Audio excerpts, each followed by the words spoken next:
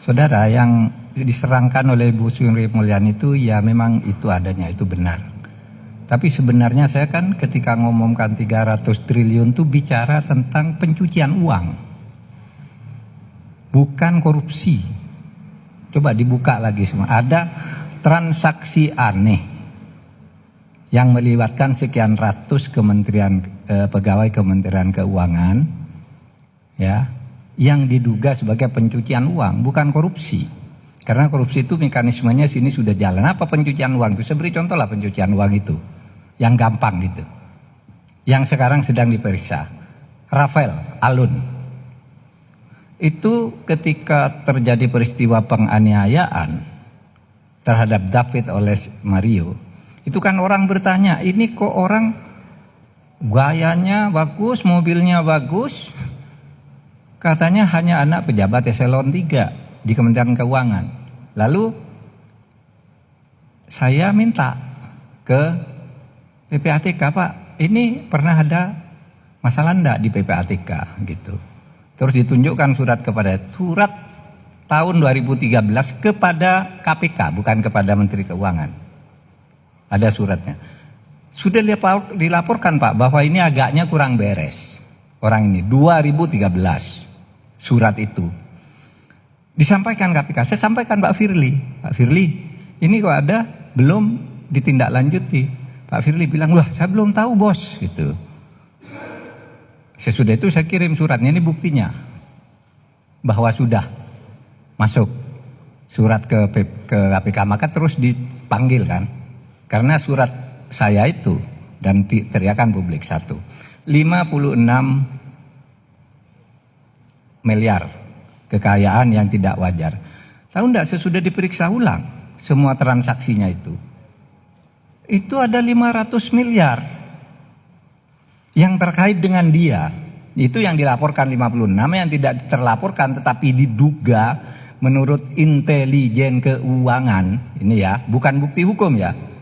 Ya, financial intelligence itu bukan bukti hukum, itu harus dibangun dulu konstruksi hukum. Tapi aneh, masa orang gajinya sekian ini lalu punya perusahaan-perusahaan yang mungkin tidak beroperasi tapi uangnya banyak.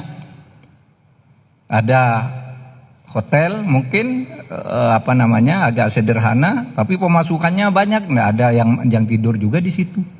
Misalnya itu 500 miliar. Nah, itu tindak pidana pencucian uang. Dan sesudah dihitung, saya coba hitung lagi, cari lagi gitu. Kok masa seorang Rafael dapat 500? Muncullah angka yang 300 itu sebagai potensi. Ya. Nanti hitung-hitungannya tentu akan dipresentasikan kepada aparat penegak hukum dan mengundang Ibu Sri Mulyani. Karena begini, kemarin tuh kami ngambil sampel 7 dari sekian ratus yang disampaikan itu, sampel 7 yang agak menonjol lah namanya, itu aja sudah 60 triliun. Hitungan intelijennya, maaf. Papua itu kan sudah lama saya bilang, itu banyak korupsinya tapi temuannya baru intelijen. Nggak berani ditindak. Terus ayo kita ketemu juga akhirnya bisa diambil. Yang Papua itu.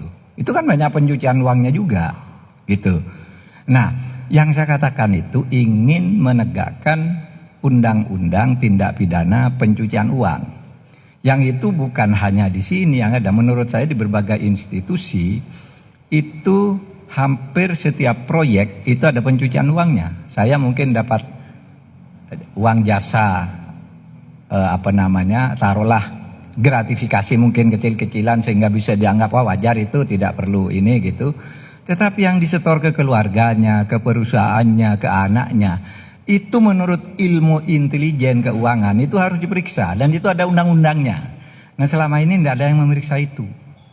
Selalu kalau kita rapat KNKT itu masalahnya, Pak, tunjukkan dulu korupsi asalnya, pidana asalnya yaitu korupsi baru. Tapi sesudah ketemu korupsinya, tindak pidananya tidak dilanjutkan tuh, gitu.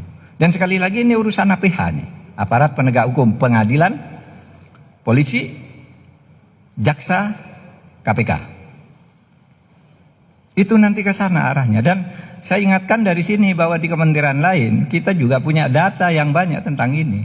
Jangan merasa Anda sudah wajar gitu, tapi ini ada semua uang-uang yang dengan orang-orang dekat Anda, dengan perusahaan Anda dan seterusnya itu ya tidak diketahui kalau mau dilacak. Saudara masih ingat seorang koruptor besar itu hukum, lalu pengadilan menyebut masih ada 62 kasus yang disampaikan oleh KPK, yang itu bendahara sebuah partai itu. Itu kan tidak bisa pencucian uang, sampai sekarang tidak ada lanjutannya. Nah itu yang akan kita gebrak, karena untuk apa kita buat undang-undang pencucian uang kalau yang begitu tidak selesai, orang dihukum 6 tahun karena katanya menerima suap 10 miliar, ini uangnya yang masih ratusan miliar nih, kok dibiarin? Lalu timbul kecurigaan, jangan-jangan ini dibagi-bagi, kan begitu kalau ilmunya hakim gitu ya. Kalau begitu mulai dari kecurigaan nih, kenapa ini kok dibiarin? Padahal sudah muncul di pengadilan, sudah muncul di pertimbangan hakim, masih dibiarin sampai sekarang. Nah, saudara, saya sedang berbicara itu kalau soal yang 300 triliun itu. Jadi itu pencucian uang, itu bukan kewajiban seorang menteri untuk menegak, karena itu bagian APH, tapi ada di kementerian yang begini. Tentu bisa diantisipasi dari sini. Terus sekarang Anda mau mengatakan apa? Kalau Rafael itu katanya 56 itu pun tidak wajar, tapi tiba-tiba 500 hitungannya dari intelijen. Sesudah itu ketemu lagi di loker 37. Belum lagi lokernya ada yang sudah dibuka lebih dulu sebelum itu.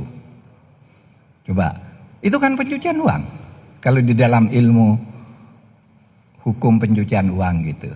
Nah, oleh sebab itu sama saya dengan Bu Sri Mulyani, kita akan tegakkan ini. Sudah tadi berkomitmen, mari kita cari jalan ke depan. Yang ini nih kita tegakkan, yang sudah jalan pembenahan di Kementerian Keuangan tadi sudah benar, itu sudah dilakukan semua. Saya sudah baca datanya satu persatu, jumlah per jumlah orang yang ditindak begini segini, ditindak begini segini, ditindak begini segini, gitu. Bedanya hanya sedikit lah.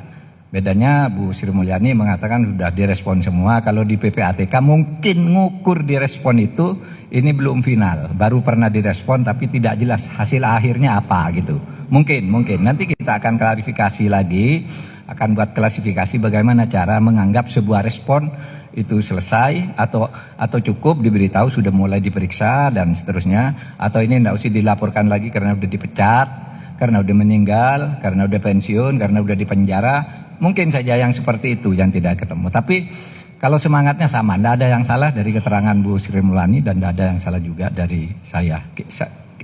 Kita bicara satu ASN dan tugas mencegah korupsi di lingkungan kementerian. Saya bicara undang-undang tindak pidana pencucian uang, yang itu kita buat dengan sadar karena korupsi itu hanya bisa mampu menyelesaikan sedikit. Sedangkan pencucian uang ini kejahatan luar biasa yang jumlahnya lebih banyak dari korupsi. Dan ini terbiarkan lah, bukan dibiarkan. Maka mari kita mulai sekarang, tidak ada masalah untuk itu. Nah, saya kira kalau keterangan dari saya cukup sekian, dan tidak ada yang perlu dihentikan dari langkah ini, karena beda jalur. Yang Bu Sri Mulyani sudah terus melangkah dan sudah bagus, yang saya juga terus melangkah. Dan saya ingatkan kepada KL dari sekarang, di kementeriannya itu yang seperti ini nih banyak. Orang beli proyek, orang ini seakan-akan tidak ada apa-apa, tapi dia bikin perusahaan cangkang di situ. Istrinya bikin ini, istrinya bikin itu, yang tidak jelas juga siapa pelanggannya, uangnya bertumpuk di situ, gitu.